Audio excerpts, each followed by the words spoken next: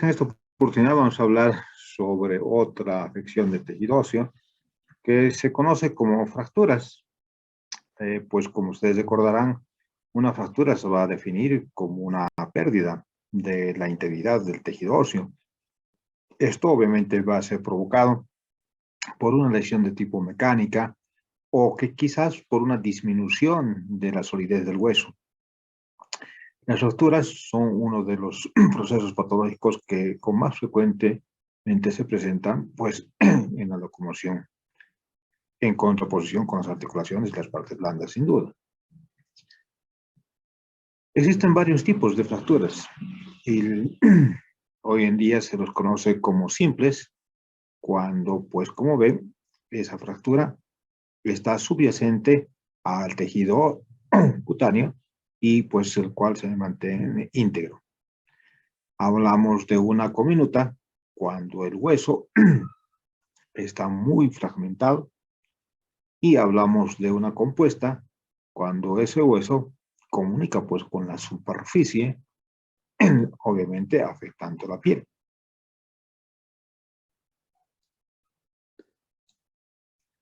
Cuando hablamos en tallo verde, vamos a referirnos pues a que va a existir un hueso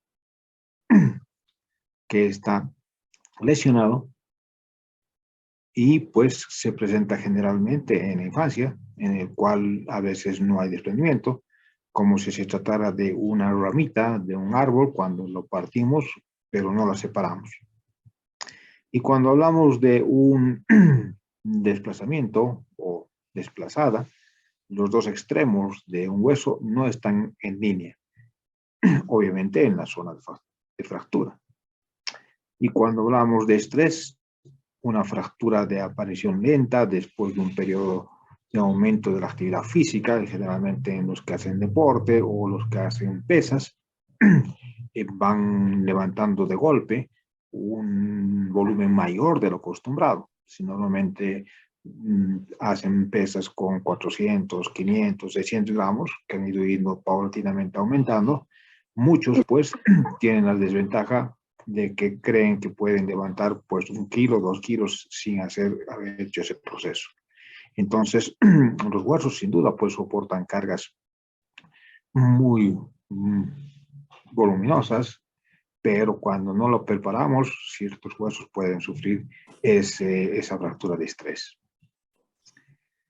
Y el que ya conocemos, el que ya habíamos visto en alguna oportunidad cuando hablamos de la fractura patológica, que afecta a un hueso pues debilitado por un cuadro de enfermedad subyacente, tumoral sin duda, que hace que el tejido óseo se esté resolviendo y ante una acción cotidiana de levantarse, caminar, dar la mano, abrir el grifo de la llave de la pila o pues simplemente echar llave a un candado, puede ser que se rompa un hueso. Ante esa situación cotidiana, a eso vamos a llamar entonces fractura patológica. La curación de las fracturas. El hueso tiene, como cualquier otro tejido, pues la capacidad de reparación muy extraordinaria, especialmente cuando se trata de niños o jóvenes. Este proceso implica una expresión regulada de una multitud de genes y pueden dividirse pues en fases que a veces se pueden separar, pero a veces están solapadas, o sea, sobrepuestas. En ese proceso encontramos componentes moleculares, bioquímicos, histológicos o biomecánicos especiales que permiten pues su recuperación y curación. Después de que se rompe o fractura el hueso, la ruptura de los vasos sanguíneos genera pues una hemorragia y un hematoma que ocupa justo el foco de la fractura. Rodea la región ósea. Esa sangre, que sin duda va a coagular, crea pues una red de fibrina, aísla este foco de fractura y al mismo tiempo crea un tremado para que llegue pues células inflamatorias, inicialmente de tipo agudo, como los polimorfonucleares, después los mononucleares, como ser los linfocitos y las células plasmáticas. En ese proceso también encontramos la penetración de fibroblastos y de capilares nuevos que se están formando en esa zona. Al mismo tiempo, pues las plaquetas degranulan, lo mismo que las células inflamatorias agudas, liberan el DPG, el TG-beta, el FBG, que estimulan, como ustedes saben, a los osteoblastos y a los osteoclastos para que uno resuelva su hueso y el otro tenga una actividad proliferativa. Esto dentro del marco de 1 a 2 semanas. Y a esta estructura se lo denomina como callo blando.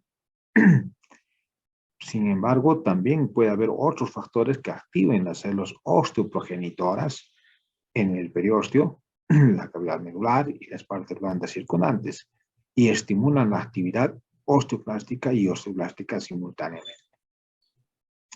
Ese tejido fusiforme que se está formando, no calcificado, denominado callo blando, como dijimos, proporciona pues cierto grado de unión entre las dos estructuras óseas, pero no rigidez estructural para que pueda soportar una carga. Si a este hueso nosotros hacemos la misma sobrecarga que estaríamos frente a un hueso sano, otra vuelta se fractura o se rompe nuevamente. Después de las 2 semanas, hasta las 3 semanas, aproximadamente ese callo que era blando empieza a transformarse en un callo óseo. La transformación de esto tiene que ver pues con que las células osteoprogenitoras empiezan a depositar, como ven, trabéculas superiósticas y de hueso reticular, con una orientación perpendicular al eje cortical y en la parte interior de la cavidad medular. Esas células osteoprogenitoras, células mesenquimatosas, activadas en las partes blandas y en el hueso alrededor de la línea de fractura, se van diferenciando en condrocitos y, como ustedes saben, son los elementos encargados de formar pues el fibrocartílago y el cartílago hialino en esa zona. Entonces, lo característico de este callo óseo es que ya encontramos esbozos de cartílago que después van a ser sustituidos por el hueso. Ese tejido o callo óseo, después de las 3 semanas, alcanza su contorno máximo al final de la segunda o tercera semana y ayuda pues a estabilizar el foco de fractura. El cartílago nuevo que se había formado en esa zona, a lo largo de la línea de fractura, presenta una osificación endocondral en primera instancia, formando una cadena continua de hueso con las trabéculas óseas depositadas en la médula o debajo de lo que es la estructura perióstica, y así formando un hueso laminar, que nosotros ya lo conocemos histológicamente, con sus sistemas de Haber, sus sistemas de Volkmann, sus laminillas concéntricas internas, medias y externas, y pues sin duda la irrigación, que es fundamental para que este tejido sea vital. De esta manera, los extremos de los huesos quedan pues unidos por un puente de tejido que al mineralizarse aumenta la rigidez y la solidez del callo, para después permitir sin duda pues la sobrecarga de peso como si se tratara de un hueso normal, a pesar de que todavía está en remodelación. Entonces, en las primeras fases de la formación del callo, se produce pues una cantidad excesiva de tejido fibroso, de cartílago y de tejido óseo reticular. Al madurar este callo y soportar fuerzas de apoyo de carga, se resuelven pues las zonas que fácilmente no la soportan. ¿Qué quiere decir? Que si hacemos una presión en sentido horizontal o vertical u oblicuo, esas zonas hacen que la estructura ósea tenga pues la posibilidad de tener un soporte. Es aquí entonces que se cumple que la función hace el órgano y no el órgano la función, como hemos conocido en alguna oportunidad. De este modo, disminuye pues el tamaño y la forma del tallo y se restablece el contorno del hueso, como pueden ver en esta última imagen, en el cual ha existido una remodelación completa y que si no tenemos el antecedente de fractura, prácticamente sería imposible de diferenciar histológica y macroscópicamente que ha habido una ruptura. Este proceso de consolidación está completo cuando se restablece especialmente la cavidad medular. La secuenciación de acontecimientos en la consolidación de una fractura puede obstaculizarse sin duda o incluso bloquearse. ¿En qué casos puede existir pues este proceso? Aquellas fracturas que se han deslizado y que no se han logrado pues alinear. En aquellas fracturas conminutas que producen pues con frecuencia cierto grado de deformidad porque como son varios fragmentos, a veces no se puede poner en línea. Y es más, la inmovilización inadecuada va a permitir el movimiento en el callo e impide pues la formación normal, provocando un retraso en la consolidación o una falta de consolidación.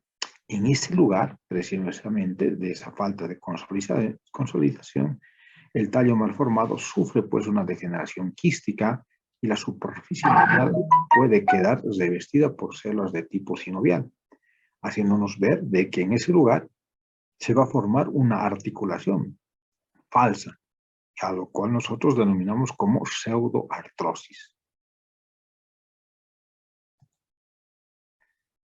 La osteoclasización también puede darse pues por infecciones del foco de fractura, con más frecuencia en las fracturas abiertas, expuestas, especialmente también en aquellos pacientes que tienen malnutrición, y la displasia pues esquelética puede generar que exista una mala consolidación. Cuando hablamos de la osteonecrosis o necrosis avascular, vamos a hablar de que existe un infarto del hueso y de la médula. Es un acontecimiento relativamente frecuente que puede ocurrir en la cavidad medular o que puede afectar tanto a la componente medular y como al componente cortical. En la mayoría de los casos, la necrosis ósea sin duda está relacionada pues, con fracturas o con tratamientos de corticoides de forma inapropiada.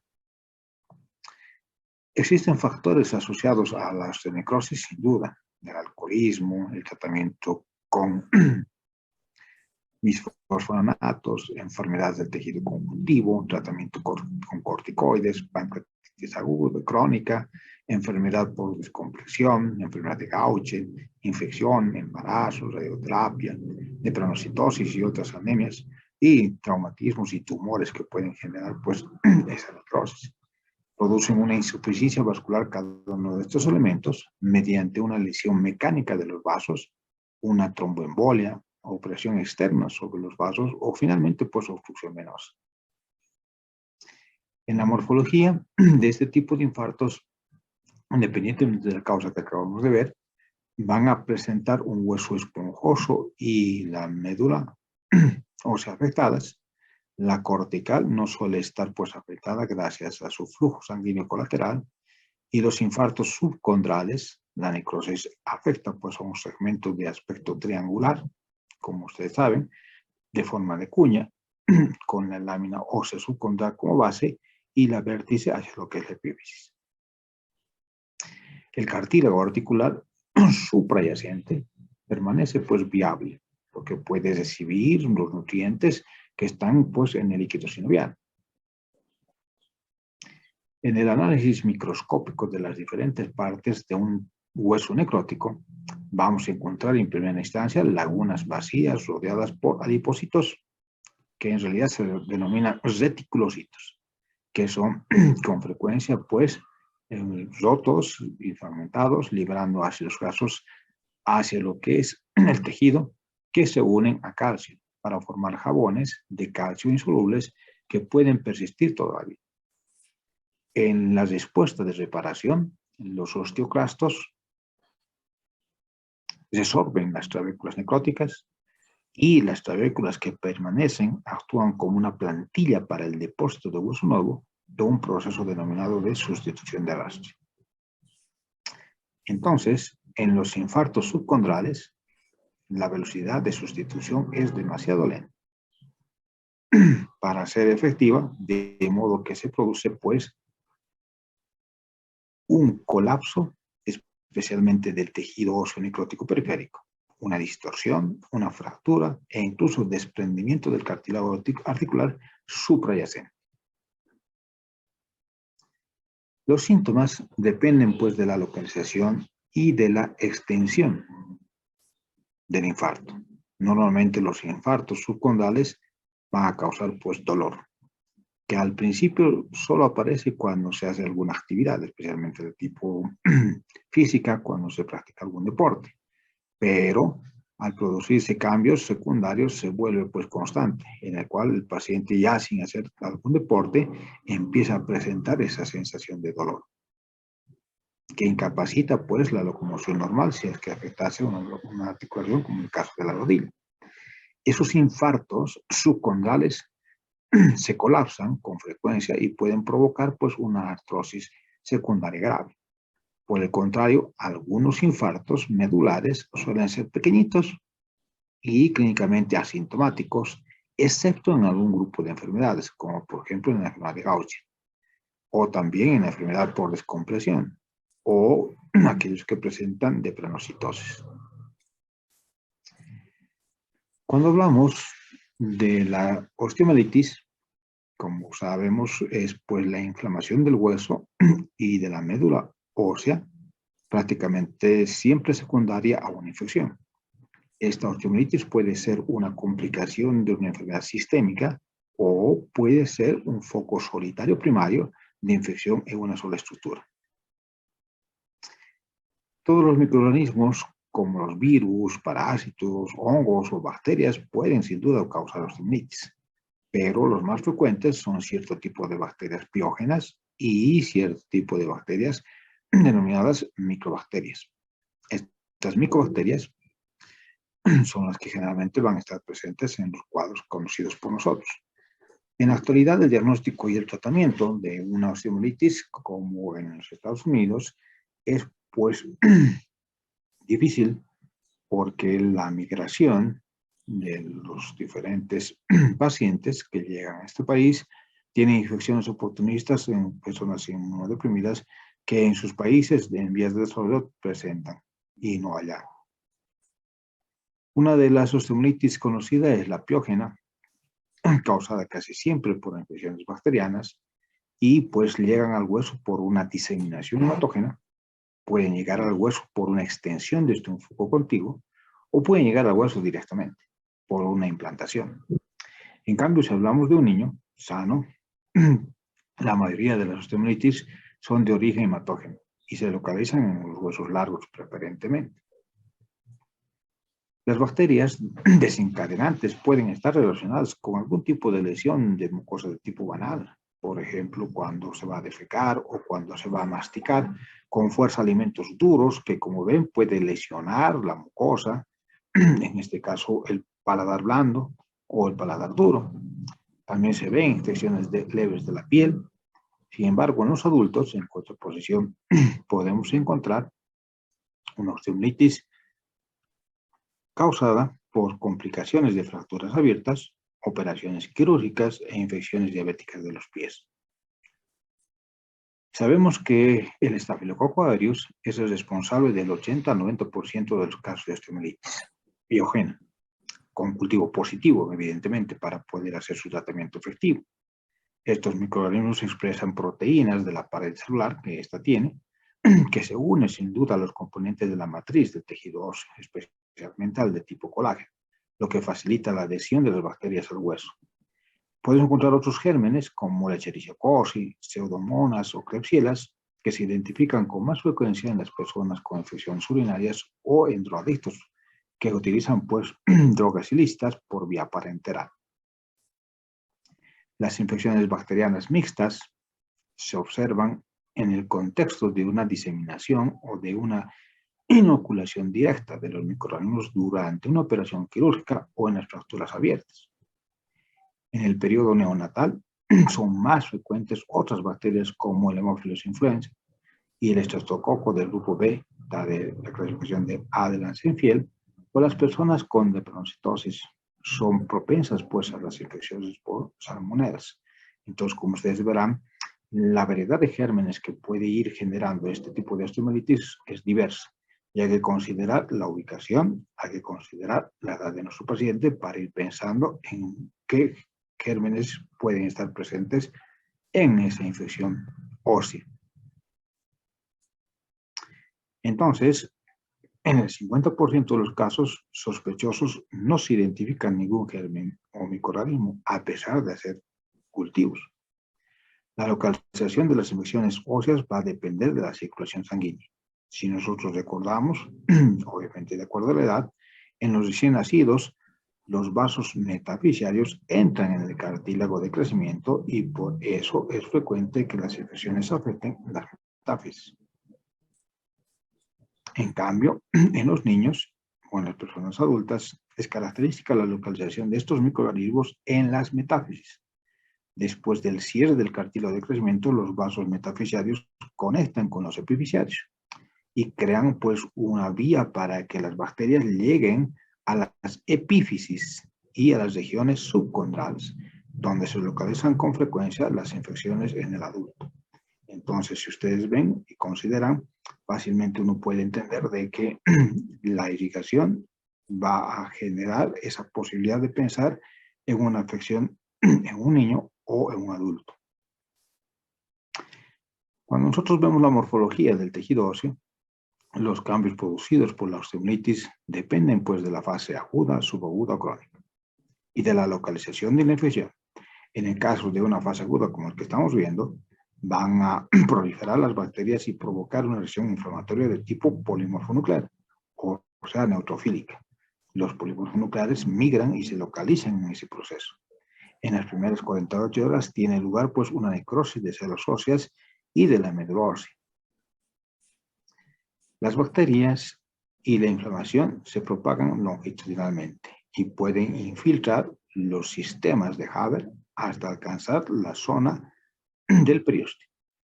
En los niños el periósteo tiene una unión laxa a la cortical, por esa razón puede formarse pues abscesos subperiósticos grandes que puede disecar una distancia larga o a lo largo de la superficie del hueso. La elevación del periósteo va a empeorar todavía más el riesgo sanguíneo en la región afectada, contribuyendo pues a una mayor necrosis. Ese tejido óseo necrótico se va a denominar como secuestro. La ruptura del periósteo produce un absceso de partes blandas que pueden llegar hacia la piel a través de esta fístula. A veces el secuestro se descompone, soltando fragmentos que salen por la fístula, como en este elemento que acabamos de ver.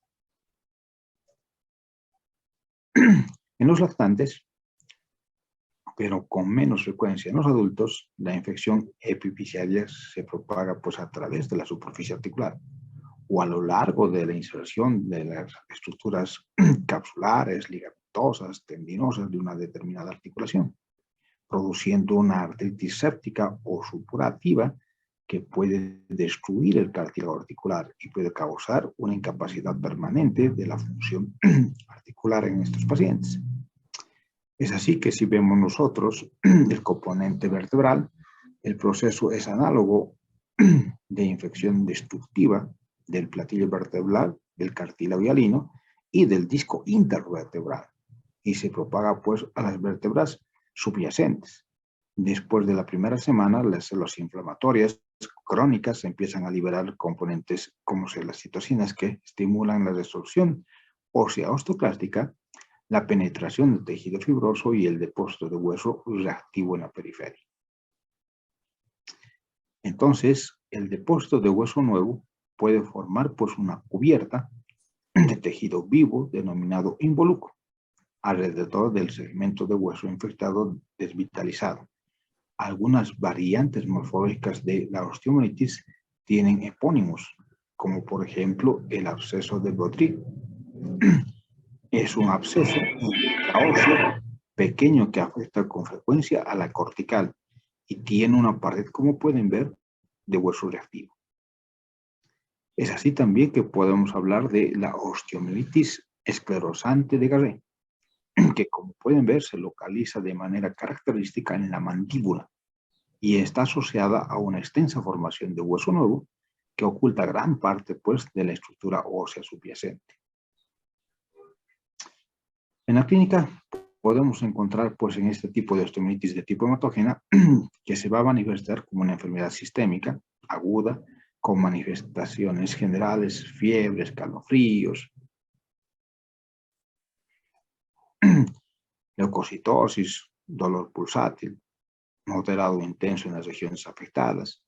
En otros casos, el cuadro clínico es poco llamativo, con una fiebre idiopática más frecuente en lactantes y dolor localizado más frecuente pues, en los adultos. Los hallazgos radiográficos característicos como un foco lítico con destrucción ósea, rodeado por una zona de esclerosis, deben hacer sospechar con firmeza de este diagnóstico. En algunos pacientes que todavía no han recibido un tratamiento, los hemocultivos son positivos, pero en la mayoría de los pacientes es necesario realizar una biopsia.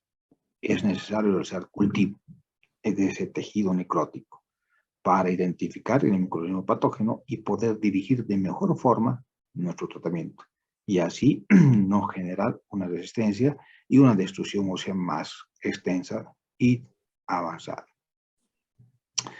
Finalmente, la combinación de antibióticos y el drenaje quirúrgico es curativa habitualmente, pero en un 25% de los pacientes la osteomielitis aguda no se cura. ¿A qué nos referimos? A aquella osteomielitis que se presenta antes de los 14 días.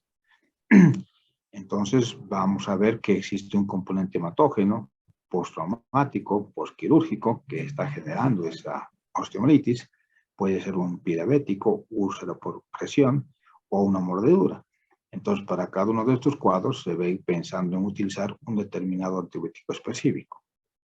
Las infecciones crónicas son aquellas que por definición van a ser más de 14 días, por debilitamiento, obliteración, toma de muestra, aislamiento, sensibilidad, y el tratamiento dirigido van a hacer pensar en este cuadro para que podamos hacer su tratamiento.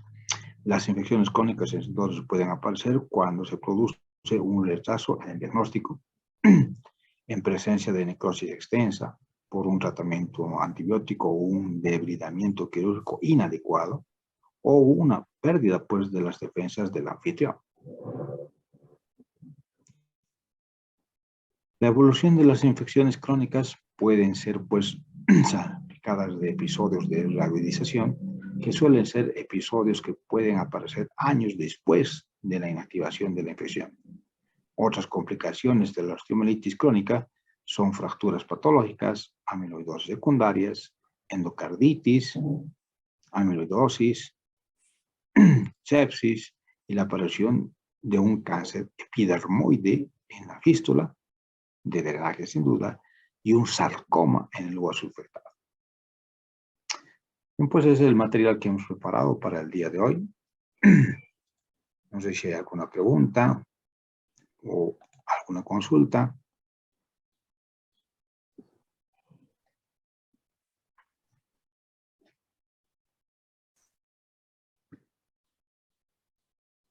Ok, jóvenes. Entonces nos vemos en la práctica el día de mañana y el día jueves. Doctor, buenas tardes. Dime. Doctor, estoy en su grupo y tengo una consulta. Lo que pasa es que estoy viendo una placa y tengo la foto, pero no la puedo identificar, Doc. La he buscado y todo y no la puedo identificar. ¿Será que le puedo mostrar la foto? Si es que me puede ayudar en este dilema, por favor. O al final de la Ya, clase. sí, aprovecharemos, tenemos todavía un par de minutos. Ya, ahora lo comparto la pantalla, Doc, por favor. Claro que sí. Doctor, me tiene que habilitar la función para compartir pantalla. Sí, un segundito.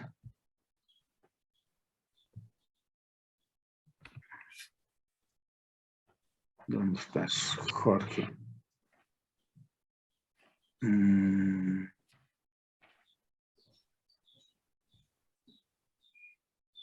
encuentro, ¿dónde está? Chat, print, market. Giovanni está, doctor, con Giovanni. Giovanni Sí, Jorge. estás ahí, pero no me está permitiendo. Aquí está, host. Ya está habilitado.